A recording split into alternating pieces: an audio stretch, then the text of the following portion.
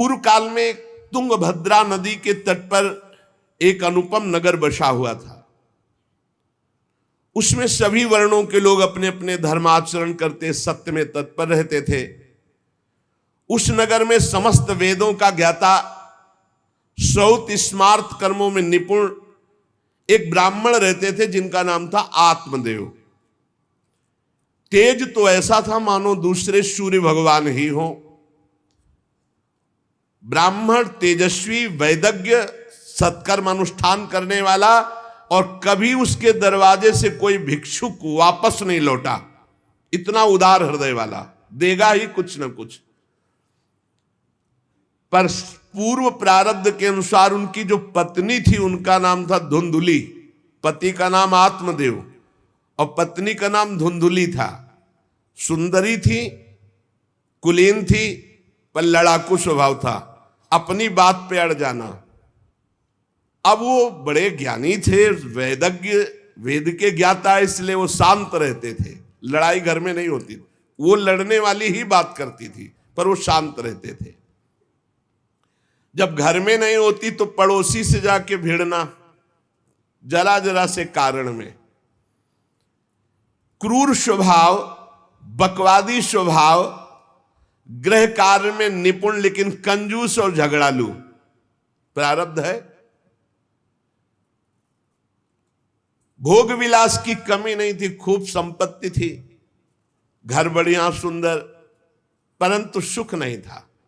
क्योंकि जब आत्मदेव घर में आते तो बस उपद्रव, लड़ाई झगड़ा, सब बड़ा नरक समझो। जिसकी घर में अशांति हो, झगड़ा होता, बड़ा नरक है। चैन से नमक रोटी खाए, प्यार से जीवे तो गृहस्थी धन्य। और खूब बढ़िया सब व्यवस्थाएं हैं, पर कलह, अशांति, मन नहीं मिल रहा एक दूसरे, ये बहुत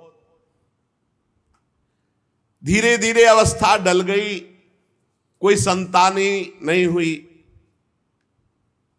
बड़े बड़े पुण्य कर्म किए, खूब दान पुण्य किया, लेकिन संतान नहीं हुई। अब वो ब्राह्मण बड़े चिंतातुर हुए आत्मदेव की, जिसके संतान न हो तो फिर उसको पिंडदान कौन करेगा। गृहस्थी में विचार होता, कुल परंपरागत चलाने वाला तो कोई होना चाहिए। अब वो बड़े चिंतातुर हुए, हर उपाय करके हार गए थे। तो एक दिन उनके मन में आया कि एकांत जंगल में चलते हैं और अपने प्राणों को त्याग देते हैं। क्योंकि घर में जाओ तो कलह है, ना कोई संतान है। अब क्या, सब कुछ करके देख लिया, बुढ़ापा आ रहा है, पुत्र तो हुआ नहीं, तो कम से कम पुत्र होता तो कुल परंपरा चलाने। अब क्या, वो ऐसी भावना में थे कि जीवन व्यर्थ है, जंगल को चल दिए। उधर एक सरोवर में प्यास बुझाने के लिए एक महान संत आ रहे थे। जब कोई धर्मात्मा पुरुष दुखी होता है तो भगवान अव्यक्त रूप से संतों से मिला देते हैं। वो सन्यासी महात्मा थे। ब्राह्मण देखा कि वो जब जल पी चुके तो जाकर साष्टांग दंडवत किया, शास्त्रों का ज्ञान था, हाथ जोड़कर खड़े हो गए। तो कथम रोदसी विप्रत्वम काते चिंता बलियसी वदत्वम संवत सत्वरम मह्यम स्वस्य दुखस्य कारणम। ये लंबी लंबी सांसें खींच रहे हो, उदास खड़े हो, दुखी दिखाई दे रहे हो। देखने से तो लगता है कि तुम ब्राह्मण हो, क्योंकि तेजस्वी हो। क्या चिंता है तुम्हारी जो तुम जल्दी जल्दी श्वासें खींच रहे हो लंबी, और दुख प्रकट कर रहे हो। ब्राह्मण ने कहा, महाराज आखिरी उपाय आप हैं। वैसे तो मैं बताऊं, अपने जीवन से निराश हो चुका हूं। आपको देखा तो आशा बन गई। पूर्व जन्म का कौन सा प्रारब्ध मुझे पता नहीं, पर संतान योग नहीं। अब मेरे पितर गरम गरम आंसू चिंता जनित छोड़ रहे हैं, क्योंकि पिंडदान करने वाला हमारे कुल में कोई नहीं रहा, संतानें नहीं उत्पन्न हुई। बहुत दुखी हो गया हूं। सही बताऊं, मैं आम प्राण त्यागने आया हूं जंगल में। मेरा मन मुझे धिक्कारता है कि तुम्हारा सब कुछ बेकार जब संतान नहीं। और यहां तक कि मैं जिस गाय को पालता हूं वो भी बछड़ा नहीं देती। वो भी बांझ हो जाती है। यहां तक कि जो पेड़ लगाता हूं उसमें भी फूल फल नहीं आते। कितना मैं दुर्भागी हूं, बड़ा भागा हूं। अब मैं अपने प्राण त्यागने आया हूं। और फूट फूट कर रोने लगे। संत का हृदय बड़ा करुणामय होता है। संत चाहे तो नवीन प्रारब्ध तत्काल रच सकते हैं, क्योंकि भगवान के भजन में अपार सामर्थ्य है। उन्होंने अपनी दिव्य दृष्टि से देखा होगा, आत्मदेव ब्राह्मण, पुत्र का मोह तो छोड़ दो, आप विवेक का आश्रय लो, भजन करो। मैं तुम्हारी रेखा को देख रहा हूं, एक जन्म नहीं 7 जन्म तक कोई संतान है ही नहीं। देखो, संतान के पीछे मत पड़ो। राजा सगर, महाराज अंग, बड़े बड़े संतान में बहुत दुख भोगे हैं। अब तुम भजन करो, जंगल में निकल आए, भजन करो, संतान की आशा छोड़ो। ब्राह्मण ने कहा कि मुझे उपदेश नहीं, ये उपदेश नहीं, सब पढ़ा हूं, मुझे पुत्र चाहिए, पुत्र देव, नहीं मैं आपके सामने अभी प्राण त्यागता हूं, मुझे पुत्र चाहिए। ब्राह्मण का ऐसा आग्रह देख करके सन्यासी जी ने कहा कि देखो, विधाता के लेख को कोई मिटा नहीं सकता। चित्रकेतु का चरित्र पढ़ के देख लेना। दैव जिसके उद्योग को कुचल देता है वो सफल नहीं होता। तुम्हें पुत्र सुख नहीं है। उन्होंने कहा फिर हम कह रहे हैं बस अब पुत्र का आशीर्वाद दे ही दो, नहीं तो प्राण त्याग देंगे आपके सामने। सन्यासी जी ने देखा है तुम मानने ही वाले नहीं, तो उन्होंने योग बल से एक फल प्रकट किया, तपोबल से, और कहा लो, योग तो नहीं तुम्हारे पुत्र का, पर मैं ये फल देता हूं, अपनी पत्नी को खिला देना, इससे बड़ा ज्ञानी महात्मा पुत्र पैदा होगा। तुम्हारी स्त्री 1 साल तक सत्य, शौच, दया, दान, ब्रह्मचर्य का पालन करे, एक टाइम अन्न खाए, तो और ये फल पाने के बाद 1 वर्ष के बाद ऐसा महापुरुष प्रकट होगा जो तुम्हारा कल्याण भी कर देगा, तुम्हारे पितरों का भी उद्धार कर देगा। वो योगीराज सन्यासी फल दिए। अब तो आत्मदेव बड़े प्रसन्न हुए क्योंकि कामना पूर्ण हो गई। फल लेकर आए धुंधुली, उनकी पत्नी थी जो लड़ाकू स्वभाव की, बड़ा क्रूर स्वभाव, दुष्ट स्वभाव, वैसे ही क्रूर स्वभाव था। आके कहा हो भाग्य, एक सन्यासी मिले, वो फल दिए, और उन्होंने नियम बताया है कि 1 साल तक सत्य बोलोगी, पवित्र रहोगी, दूसरों को दान करोगी, एक समय तुम अन्न खाओगी, और बहुत शुद्ध स्वभाव वाला महात्मा बालक पैदा होगा, ये फल खा लो। तो उन्होंने कहा कि फल तुरंत थोड़ी खाया जाता, नहा धो के बड़े पवित्रता से खाया जाता, लाओ और जाओ, आप निश्चिंत रहो। बोलने अगर हमारे सामने पाल, तुम्हें विश्वास नहीं, वो डरते भी थे, घर के बाहर हो गए। अब वो कुटिल स्वभाव की थी, क्रूर स्वभाव की। उन्होंने अपनी बहन को बुलाया और रो रो के कहने लगी कि बहन मुझे बड़ी चिंता हो गई, समस्या आ गई। क्या? बोले पंडित जी जो ये फल लाए हैं, फल से गर्भ रह जाएगा। पहले तो नियम बता गए हैं कि 1 साल तक झूठ नहीं बोलना, पवित्र रहना है, और दूसरों को दान देना, एक समय अन्न खाना है। अब हम तो बड़ी भयभीत हैं कि जब पेट में गर्भ बढ़ेगा तो भोजन कम हो जाएगा, पेट बढ़ेगा तो भोजन कम हो जाएगा। ये तो मैंने कर नहीं सकती, क्योंकि 3 बार तो हमको अच्छा भोजन चाहिए, पंडित जी का 1 बार खाना, ये तो हो नहीं सकता। अच्छा, गर्भ बढ़ा, पेट बढ़ा, खाया पिया जाएगा नहीं, बहुत परेशानी उसमें लगेगी। और कहीं दैववश से अगर डाकू आ गए तो भाग भी नहीं पाऊंगी। चलो डाकू ना आए, कहीं आग लग गई घर में, तब तो हम जल के मरी जाएंगे, क्योंकि गर्भ पेट में, ये तो हमसे नहीं। और फिर गर्भ निकलते समय सुना बहुत कष्ट होता है, ये सब हमसे नहीं होने वाला। देखो, एक क्रूर स्वभाव की नकारात्मक सोच। और कहीं प्रसव काल में गर्भ टेढ़ा हो गया तो हम तो मरी जाएंगे, ये तो हमसे नहीं होगा। और अगर गर्भ हमारा बड़ा होने लगा और घर में ननद आ गई तो सब माल मता समेटती रहेगी, हम तो कुछ लड़ ही नहीं पाएंगी क्योंकि लड़ने लायक नहीं रहेंगी। ये सब विचार करके उसका ये सब हमसे नहीं होने वाला। तो उनकी बहन ने कहा सोच क्यों करती हो।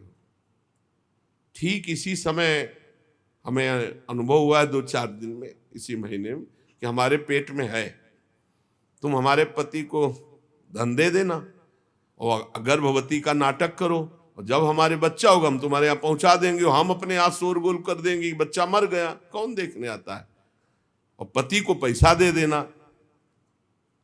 हाँ, ये तो बढ़िया बात रही, बढ़िया विधान बन गया, जैसे को तैसे मिले तो बढ़िया विधान बन गया।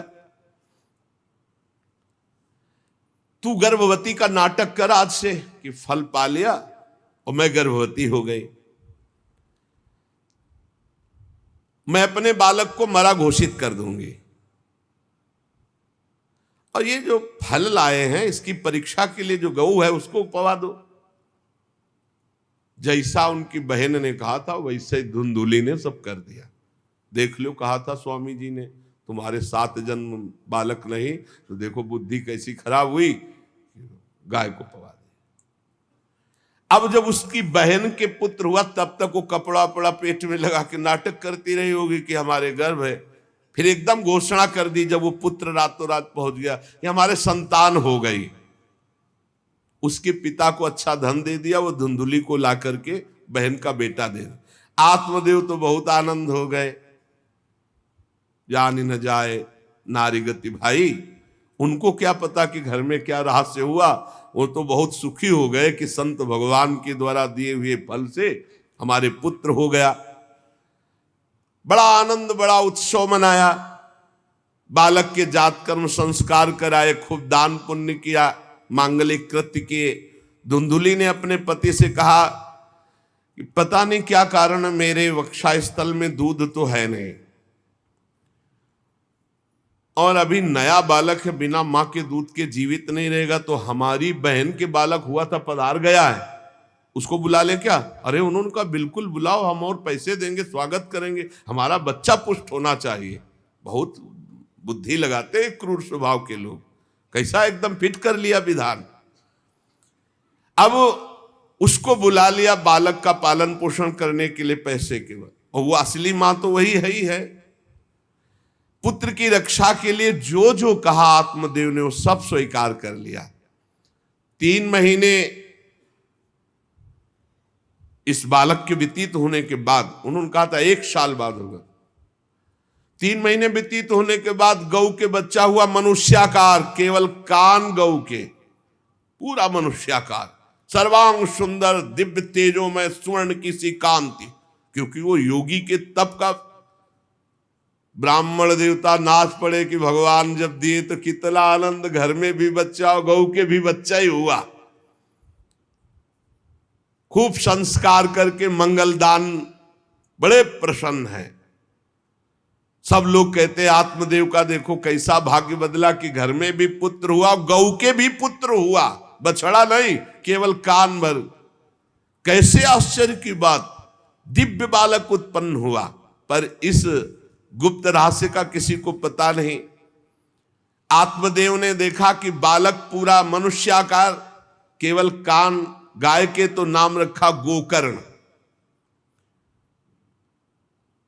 और धुंधुली ने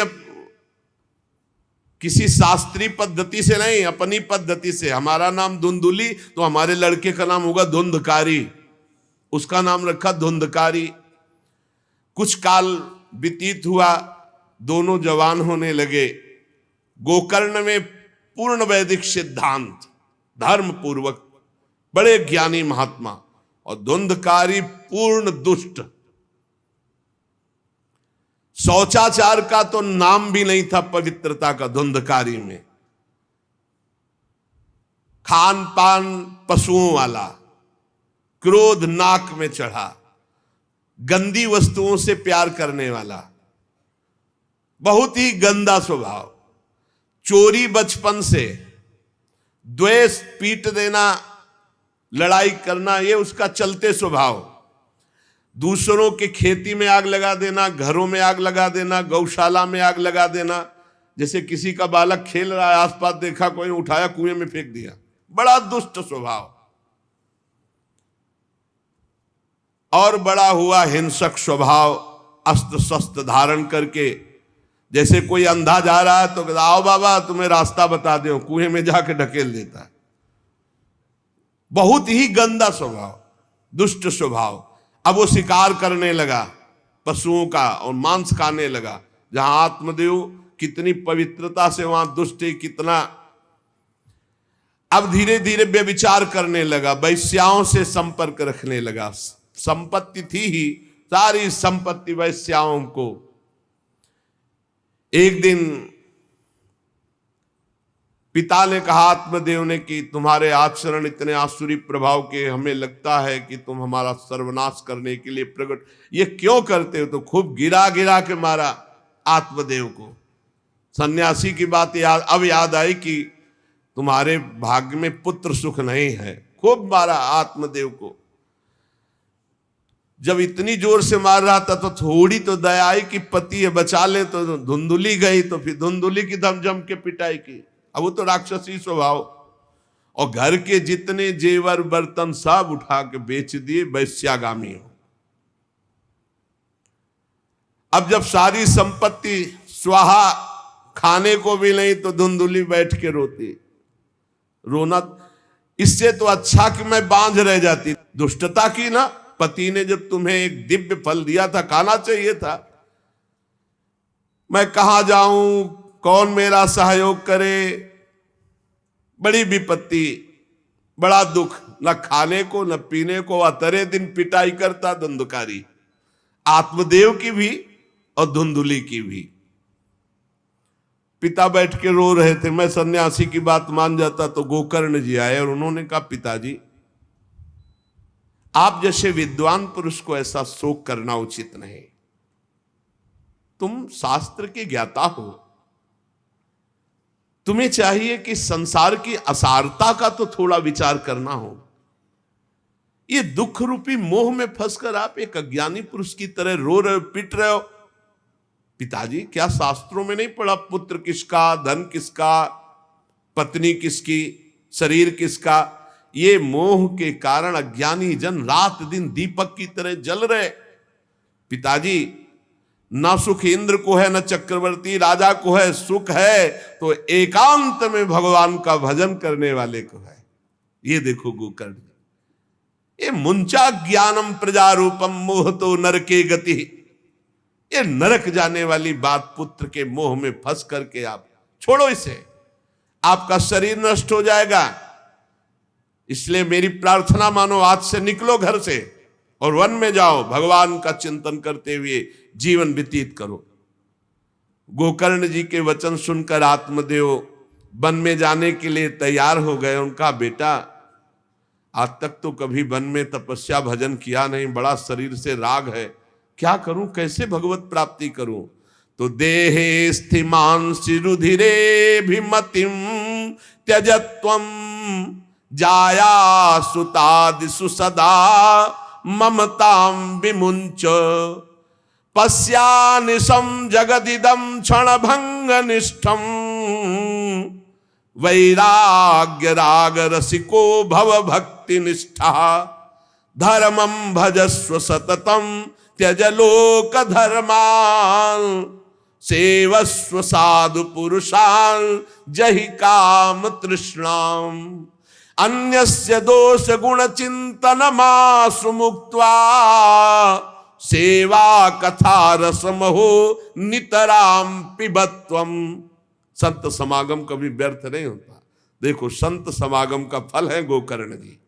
गोकर्ण जी ने कहा, पिताजी, जिस शरीर को आप मैं मान रहे हो, आप मैं नहीं हो। ये शरीर हड्डी मांस रुधिर का पिंड है, इसे आप मैं मानना छोड़ दें। आपकी स्त्री, आपका पुत्र, ये कभी आप मत माने। ये आपके नहीं थे, न पहले और न बाद में, बीच में भास रहे कि आपके हैं।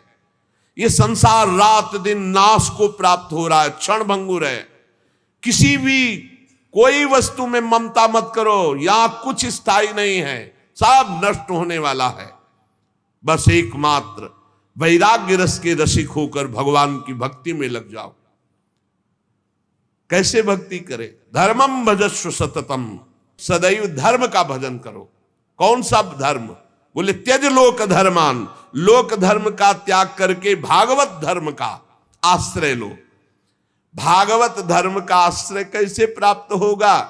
बोले सेवस्व साधु पुरुषान, सदैव संत पुरुषों का संग करो, उनकी सेवा करो। उनके संग से, उनके वचनों से, उनकी कृपा से तुम्हारे हृदय में भागवत धर्म का परिचय जागृत हो जाएगा, तुम महाभागवत हो जाओगे।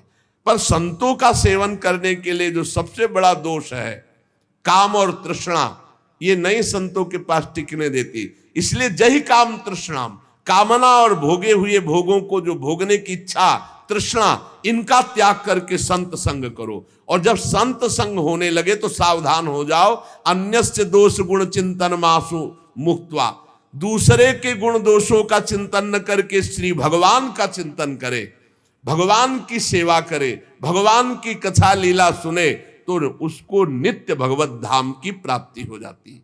हे पिताजी, शरीर से मैंपन छोड़ दीजिए और शरीर संबंधियों से मेरापन छोड़ दीजिए और भागवत धर्म का आश्रय लेकर संत समागम कीजिए। सदैव संतों की सेवा, भगवत सेवा, नाम जप, लीला कथा, श्रवण, गायन, इसी से भगवत प्राप्ति हो जाएगी। बस उसी समय गोकर्ण को मन से प्रणाम करके कि भगवान गुरु रूप से इसी रूप में आकर मुझे उपदेश दे रहे हैं, उसी समय आत्मदेव जी ने तो घर छोड़ दिया और वन की यात्रा की।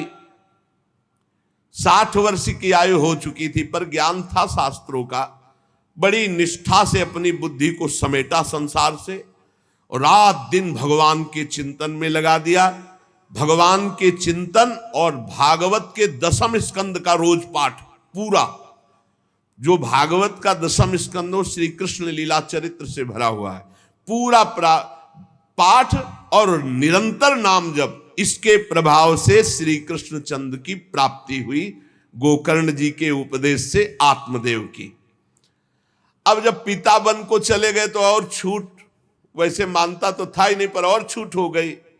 अब धुंधकारी ने उठाई लाठी डंडा, जो धुंधुली की डट के पिटाई की और कहा बता धन कहाँ है। अब जितना धन था तो सब ले गए। फिर जलती हुई लकड़ी, लुकाठी, उससे बता धन कहाँ है। किसी तरह वो छूट पाई तो भागते हुए जाकर कुएं में गिरकर अपने शरीर को नष्ट कर दिया कि रोज की पिटाई से अच्छा एक बार दुर्गति को प्राप्त हुई। धुंधुली दुर्गति को प्राप्त हुई, पति आत्मदेव श्री कृष्ण चंद्र को प्राप्त हुई। योगनिष्ठ गोकर्ण जी ने जब देखा कि धुंधकारी का आतंक बढ़ रहा है तो उन्होंने छोड़ दिया। जो ज्ञानी पुरुष होते प्रपंच नहीं स्वीकार करते, उनको कोई सुख दुख इससे नहीं, उदासीन भाव से तीर्थ यात्रा को निकल गए।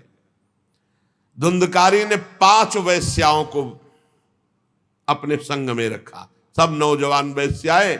अब उनके लिए पशुओं का मांस चोरी करके उनकी मनोकामनाएं पूरी करना। बुद्धि भ्रष्ट थी, आचरण भ्रष्ट थे, क्रूर कर्मा। एक दिन उन वैश्याओं ने कहा कि हमको तो हार नहीं पहनाया आज तक, कामना होती है। अब 5 को हार लाने के लिए तो बहुत रुपया चाहिए।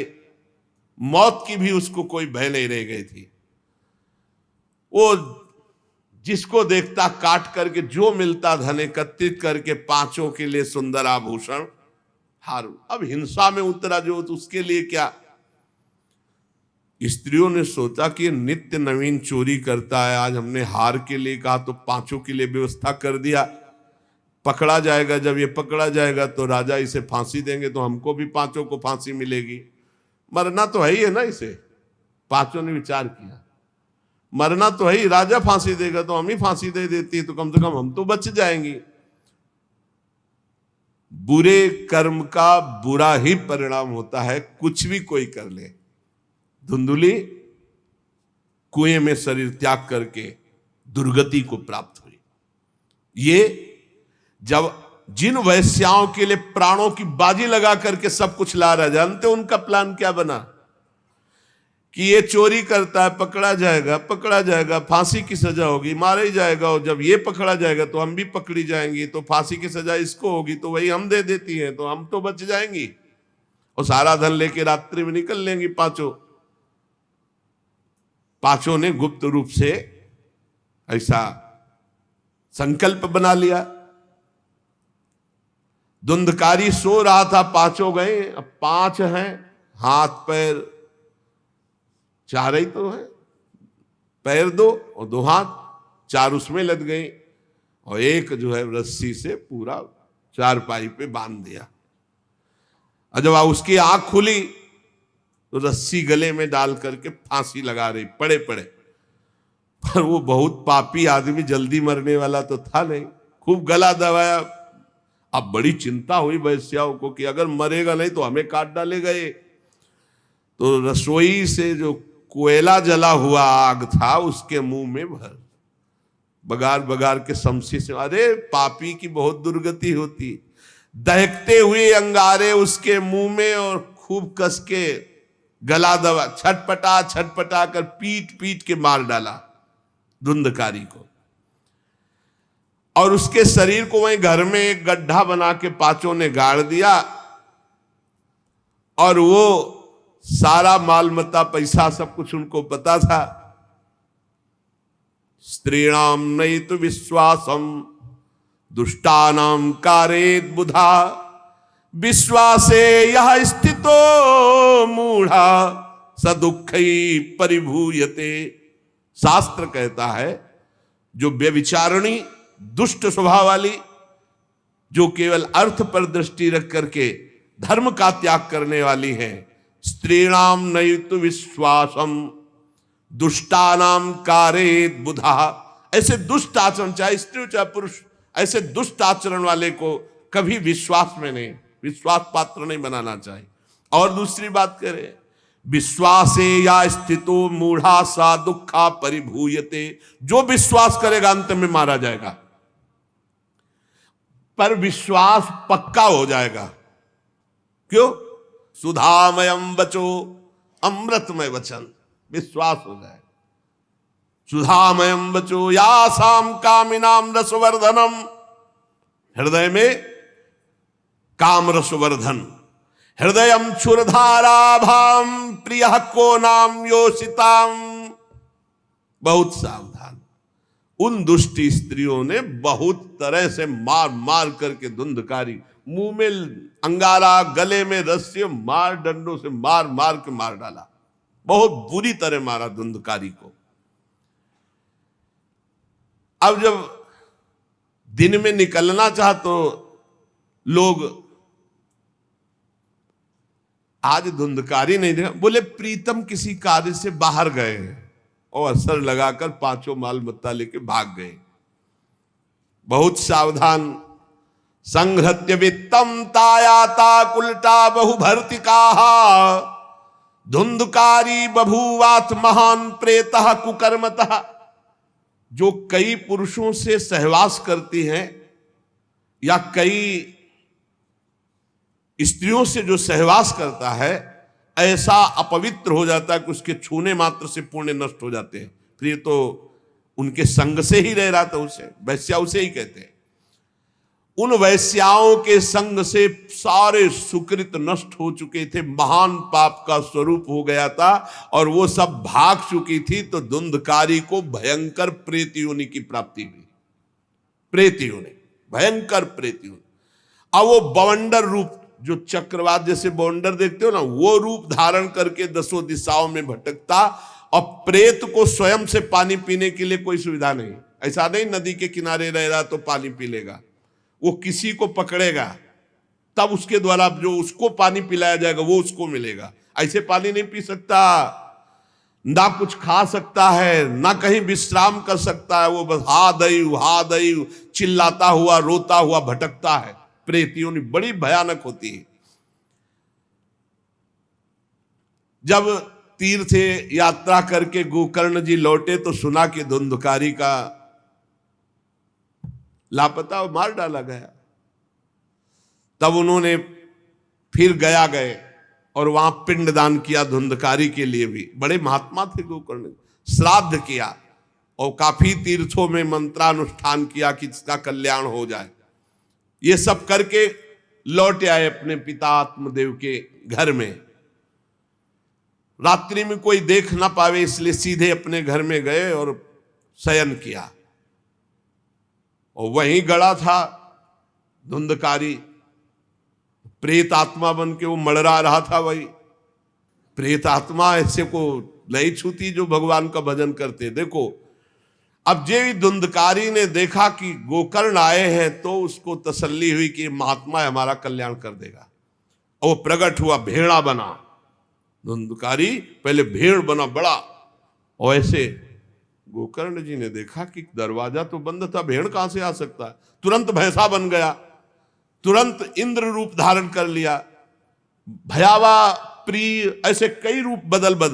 तब उन्होंने कहा ये विपरीत अवस्था, इसका मतलब ये प्रेत है। क्योंकि ऐसी विपरीत निंदनीय और बंदनीय दोनों रूप धारण कर रहा है, दुर्गति को प्राप्त हुआ प्रेत आत्मा है। वो डरने वाले तो थे नहीं, ज्ञानी महात्मा थे। गोकर्ण ने कहा कस्तो मुग्र तरो रात्रौ कुतो यातो दशामिमाम किंवा प्रेता पिशाचो वा राक्षसो शीत संसना। कौन है तू? प्रेत है, पिशाच है, राक्षस है, क्या है ये? क्या नाटक कर रहा है? कभी भेड़ बनता, कभी भैंसा बनता, कभी इंद्र बनता, कभी ये रूप। कौन है तू? ये अधोगति को प्राप्त कैसे हुआ तू? गोकर्ण जी डरे नहीं। अगर सच्चा महात्मा न हो तब तो भयभीत हो जाए। गोकर्ण जी सच्चे महात्मा है। अब वो चिल्ला चिल्ला के केवल रो रहा, एक शब्द भी नहीं बोल पा रहा। तो गोकर्ण जी समझ गए अधिक पाप होने के कारण ये बोल नहीं सकता। तब अंजलि में जल लिया और कई मंत्रों का जाप किया और फिर उसके ऊपर फेंका। जे भी फेंका तब बोल पाया, भैया मैं आपका भाई धुंधकारी हूं, बचा लो, मेरी भारी दुर्गति हो गई। मैं तुम्हारा भाई हूं, मैं धुंधकारी हूं। अब मुझे बहुत कष्ट हो रहा, पश्चाताप हो रहा, मैंने सब कुछ नष्ट कर दिया। धर्म भ्रष्ट पापाचारी, अब मेरी बड़ी दुर्गति है। उन उल्टा वैश्याओं ने मुझे तड़पा तड़पा करके मारा है। मैं कुछ कर नहीं सकता इस समय।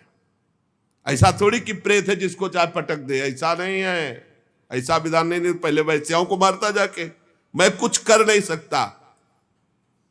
प्रेत योनि में पड़कर दुर्दशा भोग रहा हूं। अब दैववश केवल वायु से जीवित हूं, बहुत प्यासा हूं, भूखा हूं, पर नहीं खा सकता, नहीं पी सकता।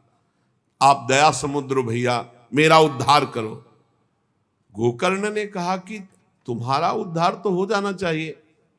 तुम्हारे लिए तो मैं गया में गया, वहां श्राद्ध दिया, तीर्थों में भी अनुष्ठान किया, फिर तुम्हारा प्रेत योनि से उद्धार कैसे नहीं हुआ? तो उनका भैया एक दो बार गया श्राद्ध से मेरा कुछ नहीं होने वाला, बहुत पापी हूं, बहुत बड़े बड़े पाप किए हैं। कोई दूसरा उपाय सोचो। छोटे मोटे पिंडदान से, दान पुण्य से मेरा उद्धार होने वाला नहीं, बहुत स्टॉक है हमारे पाप का। तुमको हम बताएं, सैकड़ों बार गया श्राद्ध करो तो भी मेरा कल्याण नहीं हो सकता, ऐसा मैं पापी हूं। कोई दूसरा उपाय सोचो। गोकर्ण जी ने कहा सैकड़ों गया श्राद्ध से तुम्हारी मुक्ति नहीं हो सकती, तो तुम्हारी मुक्ति असंभव है।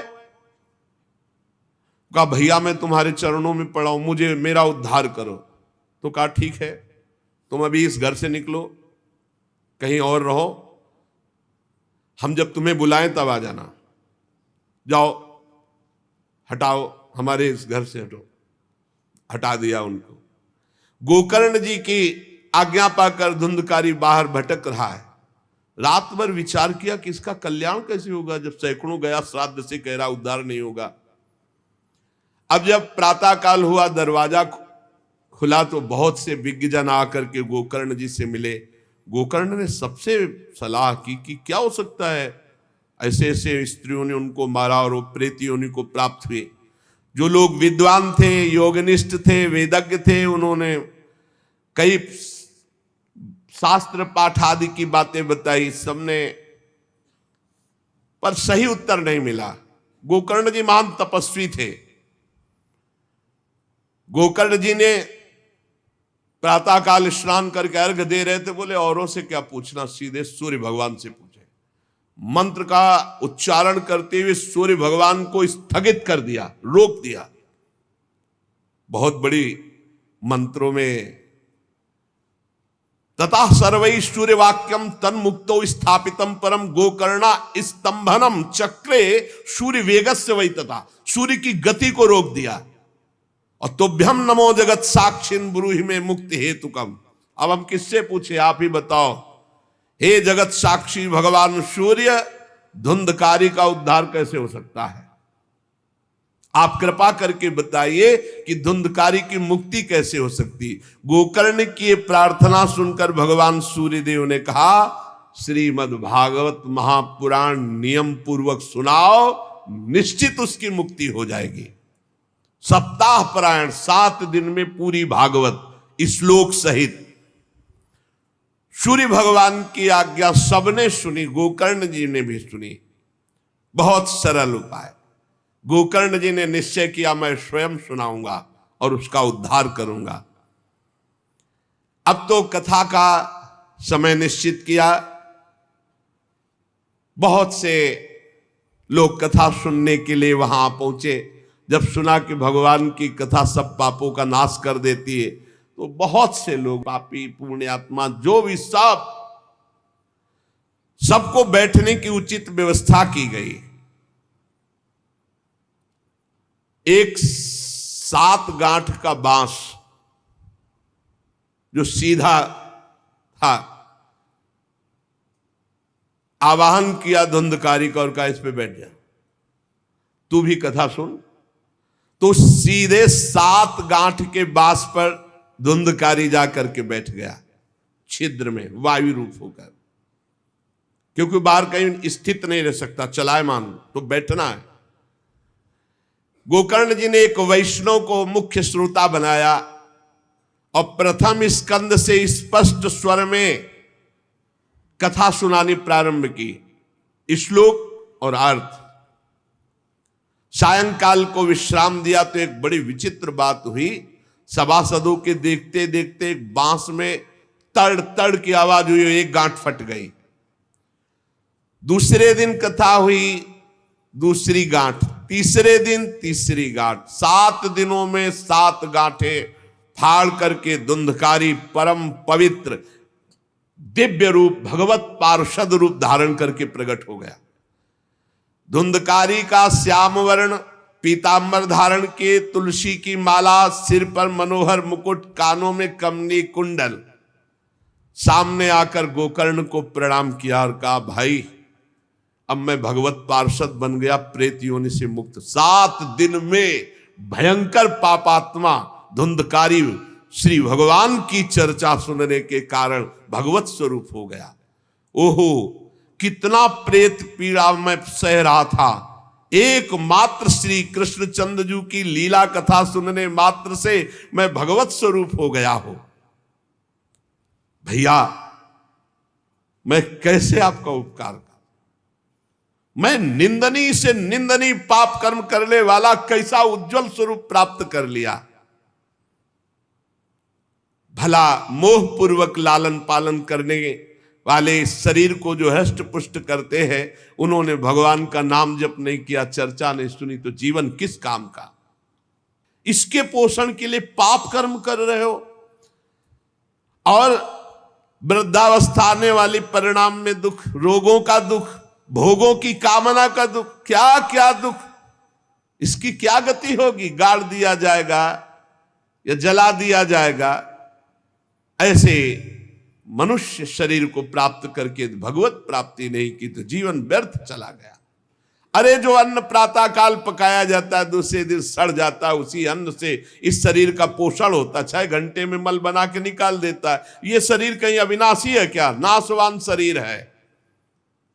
जो लोग भगवान की कथा से वंचित है, भगवान का नाम जप नहीं करते, वो बुदबुदे जीवों में मच्छरों के समान जीवन उनका है। जन्मे मरे किस काम के?